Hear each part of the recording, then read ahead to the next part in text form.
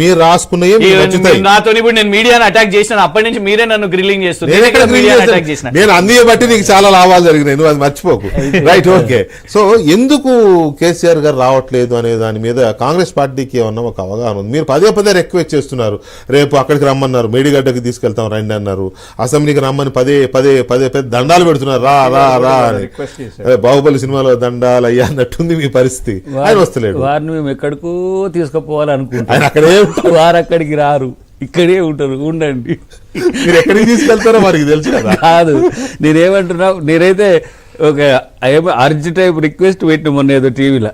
ఎందుకంటే డెమోక్రసీ అనేది ఎప్పుడు పాదుకొల్పుతుందంటే డెఫినెట్గా అపోజిషన్ లీడర్ అనేటోడు హౌస్లో ఉండాలి. అదొకటి. రేవంత్ రెడ్డి గారు చిన్న పిల్లగాడా పెద్ద పిల్లగాడా, రేపు పని ఎట్లా చేస్తారు అనేది తెలుస్తుంది. ఒకే అనకపోతే మంచిది. నేనేమంటున్నా, ఆయన హైయెస్ట్ పత్రికల్లో బ్యానర్ ఆ రోజు ఇక వాళ్ళకి క్రిషాంక్ సంతృప్తి చేద్దాం ఎందుకు మళ్ళీ బాగా. లాస్ట్ వీక్ నేను కేసీఆర్ గారు 4 hours కూర్చున్నా. నాది వారి ఫోకస్ అంతా కూడా వ్యవసాయం, విద్యుత్, నీళ్లు, ఈ మూడింటి మీదే నడుస్తుంది. తెలంగాణ ఇంకెక్కడ గురించి ఫస్ట్ గంటకు ఒక 2 నిమిషాలు, రెండో గంటకు 2 నిమిషాలు నాది వీడియో పెడితే అయిపో కదా. 2 గంటలు ఎందుకు ఈ పంచాయతీ నాకు. అయితే ఇప్పుడు ఏమైందంటే వారు ఏముంది, అఫ్ కోర్స్ బ్యాడ్గా అది ఆయన జారి పడిపోయిన తర్వాత నెక్స్ట్ డే చర్చ జరిగింది. అసలు వద్దు రేవంత్ రెడ్డి గారు పోవద్దు, అసలు ఎందుకు పోవాలనే టైంలో నేను కోదండరామ్ గారు ఆ రోజు కలుస్తున్నాము, మమ్మల్ని అట్లా జస్ట్ కటసి కలిసేసిండు, పెద్దాయన కాడికి పోతున్నా నేను అని చెప్పేసి. అసలు ఎవరు ఊహించలే, అసలు వీళ్ళిద్దరు ఇంత మిక్కీ మౌస్ లెక్క. ఎప్పుడు ఆయన ఎప్పుడు కేసీఆర్ గారు ఎప్పుడు రేవంత్ రెడ్డి గారి పేరు కూడా దేరు. అయినప్పటికి కూడా ఆయన పెద్ద మనిషి కాబట్టి పోవాలని పోయిన ఒక సంస్కృతిని తెలుగు రాష్ట్రాలే కాదు అంత తెలుగు వాళ్ళందరూ సంతోషపడ్డారు. ఆ కల్చర్ను కంటిన్యూ చేయాలంటే చెప్పారు. రాహుల్ గాంధీ చెప్పారు కాబట్టి పోయినా పెద్ద ఆయనకి ఇంట్రెస్ట్ లేదు మాట్లాడారు. వెళ్ళాలా వద్దా అనే చర్చ పార్టీలో ఉంటే రాహుల్ నేను చెప్తున్నా వెళ్ళాలా ఎవరితో పని చేయం మళ్ళా ఇదే కొత్త పంచాయతీ మళ్ళా. అరే ఎన్ని ఎలక్షన్ ఇదే స్క్రిప్ట్ నేను చెప్పేది కంక్లూడ్ చేస్తా. ఎందుకంటే నేను చెప్పాల్సిందేమో హరిబరిగా చెప్పుడు ప్రజలకు అర్థం కావాలి.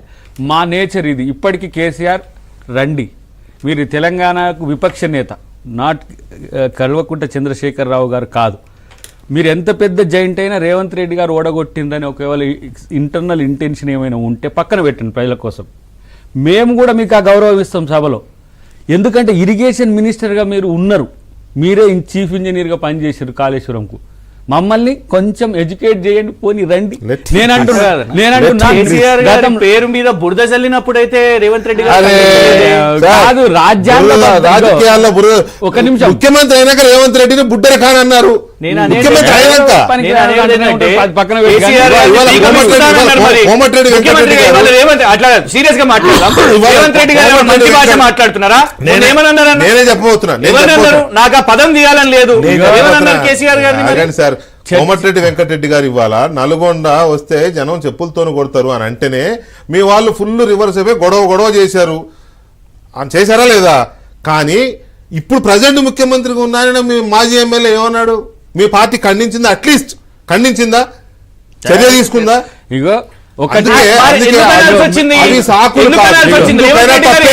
ఎందుకైనా తప్పే, ఎవరైనా తప్పే. కాబట్టి రేవంత్ రెడ్డి గారు చేసిన వ్యాఖ్య కూడా తప్పే, ఖచ్చితంగా తప్పే.